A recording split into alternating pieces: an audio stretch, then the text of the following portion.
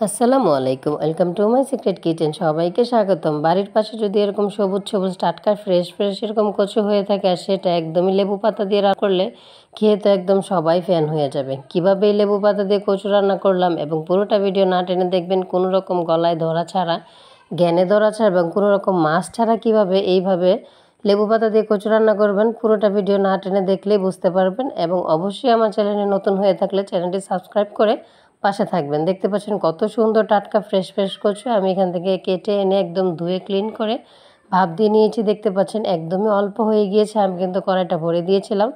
আর অনেকেই একটা কাজ করে কচুর পানিটা ফেলে দেয়, এটা ভুলেও ফেলবেন না, এতে করে কচুর পুষ্টি গুণাগুণ চলে যায়।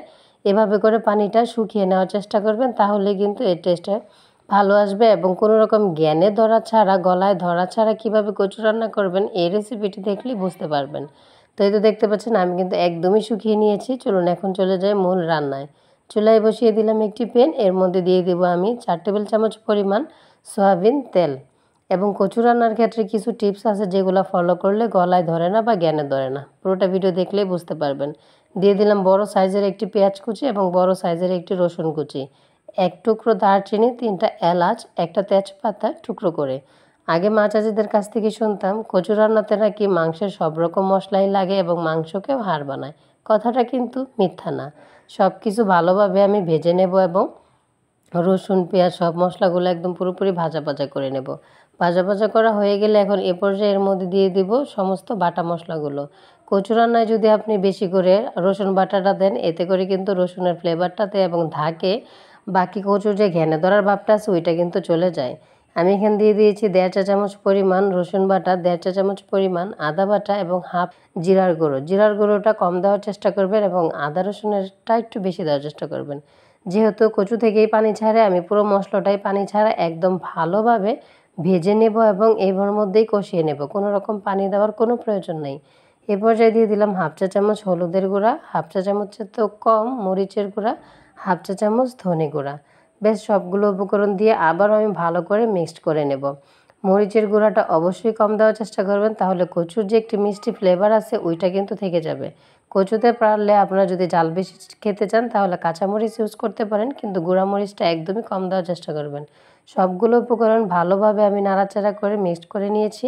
এই পর্যায়ে আমি আগে থেকে কেটে ধুয়ে ক্লিন করে রাখা এবং ভাপ দিয়ে রাখা পানি ঝরানো কচুটা এর মধ্যে দিয়ে সবগুলো উপকরণ একসাথে ভালোভাবে যত বেশি মিক্সড করা যাবে এর স্বাদ ততই বাড়বে। এবং যত বেশি কচুটা ড্রাই করবেন এর গলায় ধরার ভাবটা ততটাই কমতে থাকবে। এই জিনিসটা মনে রাখবেন, কচুতে কোনো রকম পানি থাকা যাবে না। আমি কিন্তু তখন লবণ দিতে ভুলে গিয়েছিলাম। এই পর্যায়ে দিয়ে দিলাম স্বাদ মতো লবণ। দিয়ে আমার এখন মূল কাজ হচ্ছে সব কিছুর সাথে ভালো করে মিক্সড করা এবং চুলার আঁচটা মিডিয়াম টু হাইতে রেখে একদম ভালোভাবে মিশিয়ে পানিটা শুকিয়ে ফেলা। দেখতে পাচ্ছেন আমি কিন্তু পুরোপুরি একদম পারফেক্টভাবে ভালোভাবে মিক্সড করে নিচ্ছি। আমার চ্যানেলে যদি নতুন হয়ে থাকেন অবশ্যই আমার ইউটিউব চ্যানেলটি সাবস্ক্রাইব করে পাশে থাকবেন। ছোট্ট একটি শেয়ার এবং কমেন্ট করে জানাবেন কার কাছে রেসিপিটা কেমন লেগেছে। এই পর্যায়ে কিন্তু পানিটা একদমই শুকিয়ে গিয়েছে। আমি এর মধ্যে দিয়ে দিলাম 1 কোয়া লেবুর রস। এতে করে কিন্তু গলায় ধরার যে ভাবটা থাকে ওইটা একদমই থাকবে না। যে কিছু খেতে চায় না গলা ধরার ভয়ে, তাকেও যদি আপনারা এটা খাইয়ে দেন না কেন সেও বুঝবে না যে এটা গলায় ধরলো কিনা। এই টিপসটা অবশ্যই ফলো করবেন। অনেকে তেঁতুল দিতে চায় বা তেঁতুলটা বেশি টক হয়ে যায়, কিন্তু 1 চিমটি লেবু এভাবে ফালি করে একটু রস দিয়ে দিবেন, এতে করে গলায় ধরার ভাবটা চলে যাবে। তো এই তো আমি কিন্তু এর মধ্যে কোনো রকম মাছ ইউজ করি নাই, না চিংড়ি না ইলিশ। এই লেবু পাতার ফ্লেভারটাতেই কিন্তু আপনি কচুটা পেট ভরে 1 প্লেট ভাত খেয়ে নিতে পারবেন। আমি 2টো লেবু পাতা এভাবে মাঝখান দিয়ে শিকড়টা ফেলে এভাবে 4 টুকরো করে দিয়ে দিলাম। এই পর্যায়ে নামানোর 5 মিনিট আগে লেবু পাতাটা দিয়ে ভালো করে নাড়াচাড়া করে মিক্সড করে দিব। এতে করে লেবুর যে এত সুন্দর একটা স্ট্রং একটি ফ্লেভার ছড়িয়ে যাবে কচুর মধ্যে, যা কিনা আপনার কচুই খাচ্ছেন, গলায় ধরার ভয়টা তো থাকবেই না এবং কোনো রকম গলায় ধরবে না। লেবু পাতার অনেক সুন্দর একটি স্মেল পাবেন। তো এতে দেখতে পাচ্ছেন আমি পাতাটা কিন্তু নামানোর 2-3 মিনিট আগে দিয়ে ভালো করে নাড়াচাড়া করে মিক্সড করে এখন একটি বাটিতে সার্ভ করে নিচ্ছি।